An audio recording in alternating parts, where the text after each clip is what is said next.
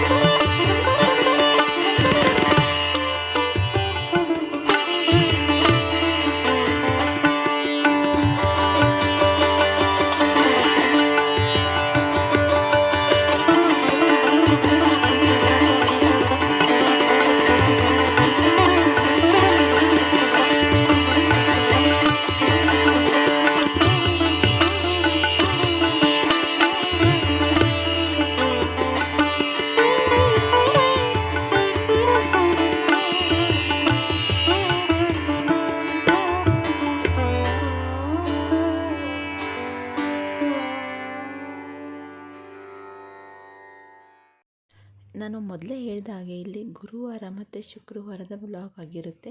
ಇಲ್ಲಿ ನಾನು next day ಅಂದರೆ ಶುಕ್ರವಾರ ಇಲ್ಲಿ ಒಂದು ಏರ್ ಪ್ಯಾಕ್ ಹಾಕೊಳ್ಳೋಣ ಅಂತ ಇಲ್ಲಿ ರೆಡಿ ಮಾಡ್ಕೊತಾ ಇದ್ದೆ. 2 ಚಮಚದಷ್ಟು ಫ್ಲ್ಯಾಕ್ಸ್ ಸೀಡ್ಸ್ನ ತೊಗೊಂಡಿದ್ದೀನಿ. ಹಾಗೆ 1 ಸ್ಪೂನಷ್ಟು ಮೆಂತ್ಯ ಮತ್ತು 2 ಸ್ಪೂನಷ್ಟು ರೈಸ್ನ ಸೇರಿಸ್ಕೊಂಡ್ಬಿಟ್ಟು ಇಲ್ಲಿ ನಾನು ಅದಕ್ಕೆ 1 ಲೋಟದಷ್ಟು ನೀರನ್ನು ಸೇರಿಸ್ಬಿಟ್ಟು ಇಲ್ಲಿ ಮೀಡಿಯಮ್ ಫ್ಲೇಮಲ್ಲಿ ನಾನು ಇದನ್ನು ಬಿಸಿ ಮಾಡಲಿಕ್ಕೆ ಇಡ್ತೀನಿ. ಇದು ಇಲ್ಲಿ ಕಂಪ್ಲೀಟ್ಲಿ ಜೆಲ್ ಥರ ಬರಬೇಕು. ಫ್ಲ್ಯಾಕ್ಸ್ ಸೀಡ್ಸ್ ಒಂದು ಜೆಲ್ ಥರ ಬರುತ್ತೆ. ಕಂಪ್ಲೀಟ್ಲಿ ಇದು ಜೆಲ್ ಥರ ಬರಬೇಕು. ಅದು ಜೆಲ್ ಆಗೋವರೆಗೂ ನಾನು ಕುದಿಸ್ಕೊತಾ ಇರ್ತೀನಿ. ಹಾಗೆ ಇಲ್ಲಿ ಸ್ವಲ್ಪ ಕನ್ಸಿಸ್ಟೆನ್ಸಿ ಸ್ವಲ್ಪ ಗಟ್ಟಿ ಆಗ್ತಾಯಿದೆ. ಈ ಸಮಯದಲ್ಲಿ ನಾನು ಒಂದು ಬೀಟ್ರೋಟ್ನ ತುರಿದ್ಬಿಟ್ಟು ಸೇರಿಸ್ಕೊತಾ ಇದ್ದೀನಿ. ನಾನು ಫ್ಲ್ಯಾಕ್ಸ್ ಸೀಡ್ಸ್ನ ಯೂಸ್ ಮಾಡಿರೋದ್ರಿಂದ ಹೇರ್ ತುಂಬ ಸಾಫ್ಟ್ ಆಗುತ್ತೆ. ಹಾಗೆ ರೈಸ್ನ ಯೂಸ್ ಮಾಡಿರೋದ್ರಿಂದ ಹೇರ್ ಗ್ರೋತ್ಗೂ ಸಹ ಹೆಲ್ಪ್ ಆಗುತ್ತೆ. ನಾನು ಇಲ್ಲಿ ಬೀಟ್ರೋಟ್ನ ಯೂಸ್ ಮಾಡಿರೋ ರೀಸನ್ ಬಂದುಬಿಟ್ಟು ಕಲರ್ಗೋಸ್ಕರ. ಇಲ್ಲಿ ಬೀಟ್ರೋಟ್ನ ಈ ರೀತಿ ಹಾಕ್ಕೊಂಡ್ಬಿಟ್ರೆ ತುರಿದು ಹಾಕ್ಕೊಂಡ್ಬಿಟ್ರೆ ಆ ಜೆಲ್ ಒಳಕ್ಕೆ ಬೀಟ್ರೋಟು ಸಹ ಮಿಕ್ಸ್ ಆಗಿಬಿಟ್ಟು ನೋಡಿರಿ ಈ ಕಲರ್ ಬರುತ್ತೆ. ಹಾಗಾಗಿ ಬೀಟ್ರೋಟ್ನು ಸಹ ನಾನು ಇಲ್ಲಿ ಅದರೊಳಕ್ಕೆ ಹಾಕೋದ್ರಿಂದ ಇಲ್ಲಿ ಹೇರ್ ಕೂಡ ಥರ ಕಲರ್ ಶೈನಿಂಗ್ ಆಗಿ ಬರುತ್ತೆ. ತುಂಬ ಅಂದರೆ ತುಂಬಾ ಸಾಫ್ಟಾಗಿರುತ್ತೆ. ಕೂದಲು ಸಹ ಯೂಸ್ ಮಾಡಿ ನೋಡಿದ್ರೆ ನಿಮಗೇ ರಿಸಲ್ಟ್ ಗೊತ್ತಾಗುತ್ತೆ. ನಾನು ಇಲ್ಲಿ ಎಲ್ಲ ಜೆಲ್ ಥರ ಪ್ರಿಪೇರ್ ಆದಮೇಲೆ ಕನ್ಸಿಸ್ಟೆನ್ಸಿ ನೋಡಿಬಿಟ್ಟು ಇಲ್ಲಿ ನಾನು ಸ್ಟವ್ನ ಆಫ್ ಮಾಡಿಬಿಟ್ಟು 5ರಿಂದ 10 ನಿಮಿಷ ಕೂಲ್ ಆಗಲಿಕ್ಕೆ ಬಿಟ್ಟಿರ್ತೀನಿ. ಇದು ಕಂಪ್ಲೀಟಾಗಿ ಕೂಲ್ ಆದಮೇಲೆ ಇದನ್ನು ಈ ಥರ ಸೋಸ್ಕೊತಾ ಇದ್ದೀನಿ. ಸೋಸ್ಕೊಂಡ್ಬಿಟ್ಟು ಹೇರ್ಗೆ ನೀಟಾಗಿ ಅಪ್ಲೈ ಮಾಡೋದ್ರಿಂದ ಇದು ತುಂಬ ಅಂದರೆ ತುಂಬಾ ಸಾಫ್ಟ್ ಆಗುತ್ತೆ. ಹೇರ್ ಕೂಡ ಹಾಗೆ ಹೇರ್ ಗ್ರೋತ್ಗೆ ಎಲ್ಲ ಹೆಲ್ಪ್ ಆಗುತ್ತೆ. ಇದಕ್ಕೆ ನಾನು ಲಾಸ್ಟಲ್ಲಿ 1 ಸ್ಪೂನಷ್ಟು ಕೊಬ್ಬರಿ ಎಣ್ಣೆನ ಸೇರಿಸ್ಕೊಂಡ್ಬಿಟ್ಟು ನಾನು ಹೇರ್ಗೆ ಎಲ್ಲ ಚೆನ್ನಾಗಿ ಅಪ್ಲೈ ಮಾಡಿಬಿಟ್ಟು 1 ಅವರ್ ಬಿಟ್ಬಿಟ್ಟು ನಂತರ ಸ್ನಾನ ಮಾಡಿದ್ರೆ ನಿಮಗೆ ಗೊತ್ತಾಗುತ್ತೆ ಅದರ ರಿಸಲ್ಟ್ ಹೇಗಿರುತ್ತೆ ಅಂತ.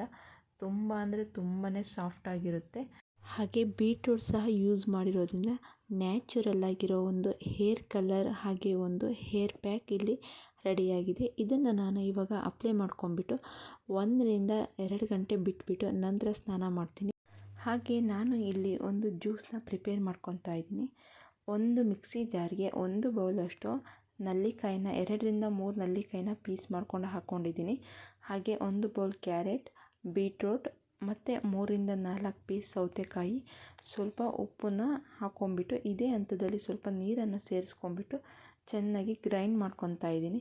ನಂತರ ಇದನ್ನು ನಾನು ಶೋಧಿಸ್ಕೊಂಬಿಟ್ಟು ನೀಟಾಗೆಲ್ಲ ಶೋಧಿಸ್ಕೊಂಬಿಟ್ಟು ಇದಕ್ಕೆ ನಾನು ಲೆಮನ್ ಜ್ಯೂಸ್ ಮತ್ತು ಜೇನುತುಪ್ಪನ ಹಾಕ್ಕೊಂಬಿಟ್ಟು ಚೆನ್ನಾಗಿ ಮಿಕ್ಸ್ ಮಾಡ್ಕೊಂಬಿಟ್ಟು ಈ ಡ್ರಿಂಕ್ಸ್ನ ತೊಗೊತೀನಿ. ಇದನ್ನು ಡೈಲಿ ಕುಡಿಯೋದ್ರಿಂದ ಸ್ಕಿನ್ ಗ್ಲೋಯಿಂಗ್ ಆಗುತ್ತೆ, ತುಂಬಾ ಹೆಲ್ಪ್ ಆಗುತ್ತೆ ಸ್ಕಿನ್, ಹೇರ್ಗೆ ಎಲ್ಲ. ಆದರೆ ರಿಸಲ್ಟ್ ಡೈಲಿ ಕುಡಿದ್ರೇ ಅಷ್ಟೇ ಗೊತ್ತಾಗೋದು. ಡೈಲಿ ಕುಡಿದ್ಬಿಟ್ಟು ನೋಡಿ, ಇದ್ರ ರಿಸಲ್ಟ್ ನಿಮಗೇ ಗೊತ್ತಾಗುತ್ತೆ. ಹಾಗೆ ಇಲ್ಲಿ ಬೆಳಗಿನ ತಿಂಡಿಗೆ ಅಂತ ಪಲಾವನ್ನ ಮಾಡ್ಕೊಂಡಿದ್ದೆ. ಇದಾಗಿತ್ತು ಇವತ್ತಿನ ದಿನ.